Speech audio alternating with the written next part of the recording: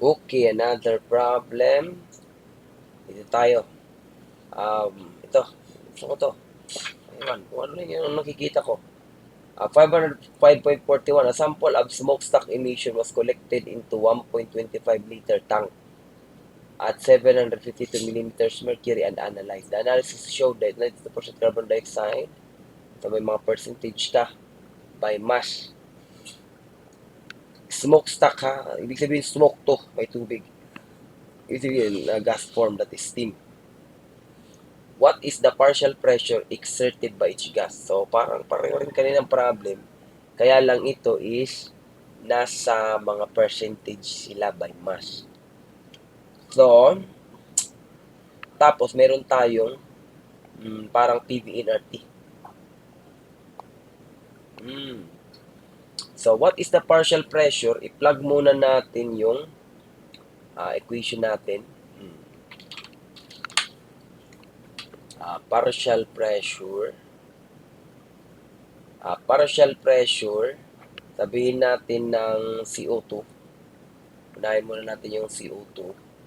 Partial pressure ng CO2 is equal to number of moles ng CO2 all over total number of moles ng mixed gases, ng exhaust gas.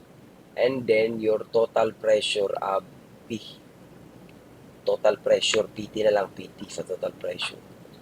Yung total pressure, makukuha natin doon sa PV is equal, sa um, PVNRT. Kasi nagbigay siya ng liter at saka tapos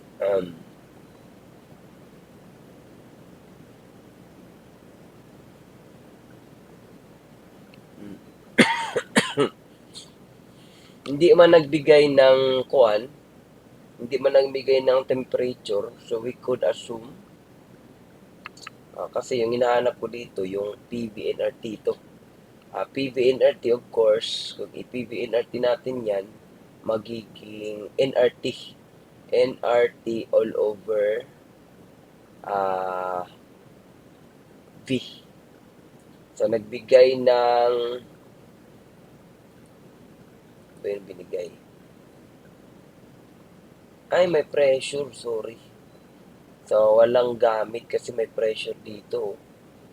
So, ito yung total pressure niya. Okay? Emissions collected in a 1.25 liter tank, tapos naka 752. So, nilagay sa tank yung smokestack. Yung bumubuga sa taas, kinuha muna siya, niligay sa 1.25 liter tank. Pero yung kailangan natin dito, yung total pressure, itong 752 millimeters of mercury. So, ibig sabihin, hindi lahat ng given is maggamit natin. Itong pressure na to is 752. Ito. So, that is a 752 millimeters of mercury. So, pwede natin convert yan to ATM. Bakit? Pwede rin hindi kasi millimeters of mercury lang naman yung unit natin. Final. So, ibig sabihin, dito is mag-assume tayo ng mix. Sasabihin natin na 100 gram of mix. Assumption lang naman yan kasi para makuha natin yung mga grams kasi i-divide rin naman yan. Okay? Sa assumption. So, parang, kasi pag ito yung isa sa mahirap sa mga percentage, sa mga molar fraction, dapat marunong kayong tumingin na pwede ka lang mag-assume, lalo na yung mga problem, na-divide lang yung in-assume mo. Kasi nawawala lang yung bisa niya. Okay? So, anyway, ano ba yung real na, nalilimutan ko na kung, basta ganun na talaga, sanay na ako mag-solve ng ganito. So, usually, madali to. Though mayroong ibang solution dito, of course, pero madali to siya ng mag-assume ka ng 100 gram of smokestack. Yung sample mo na, smoke flume, smokestack na nilagay sa kwan. So, ibig sabihin, uh, mag magna 92 grams kaagad ako sa carbon dioxide. Diba? 92 grams of CO2. Grams of CO2. Tapos, i-divide ko siya sa molar mass niya para makuha ko yung number of moles. Diba? So, molar mass niya is 12.011 plus dalawang oxygen, 2 times 15.999, that would give me 44,009. 44.009 gram per mole. So, magiging mole yung unit dito. Tapos, sa baba, ganun din, kaya haba siya. 92 all over 44.009. So, hindi ko na lang lagyan ng load unit. So, next is isa-isahin natin sila. Then, 3.6 sa nitrogen oxide. 3.6 sa nitrogen oxide. Nitrogen oxide naman is 14.0067 plus 15.999. Diba? Gamit na gamit yung molar mass natin. So, that is 30.0057 plus 1.2 na SO2. 1.2 na SO2. SO2 is 32.006. 32.00066 plus SO2, dalawang oxygen, 2 times 15.999.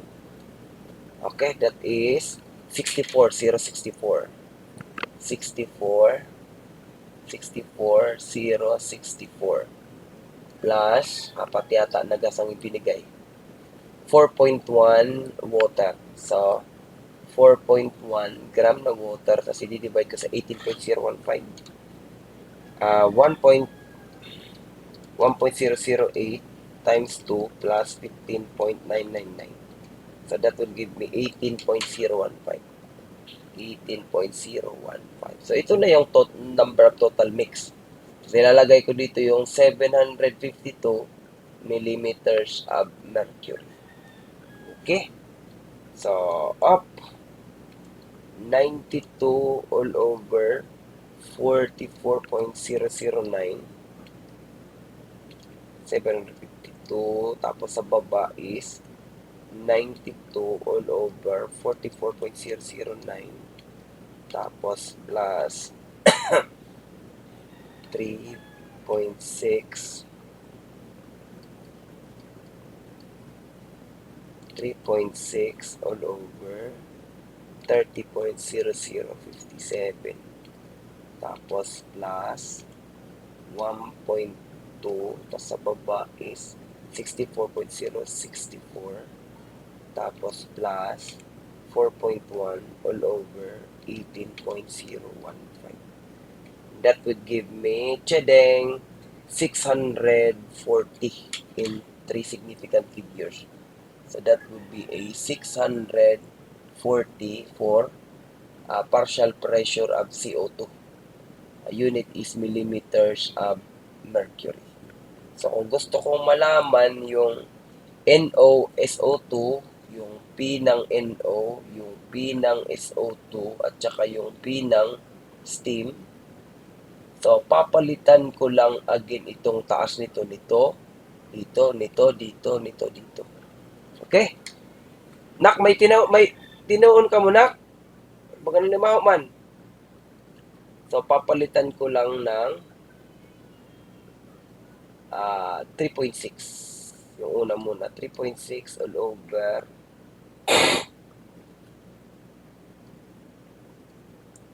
30.0057. 30.0057. The first one is 36.7. So, 36.7 millimeters of mercury. Tapos, next is 1.2.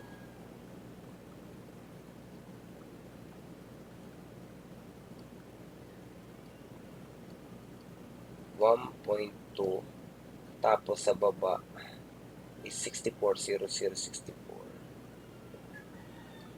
64.0064.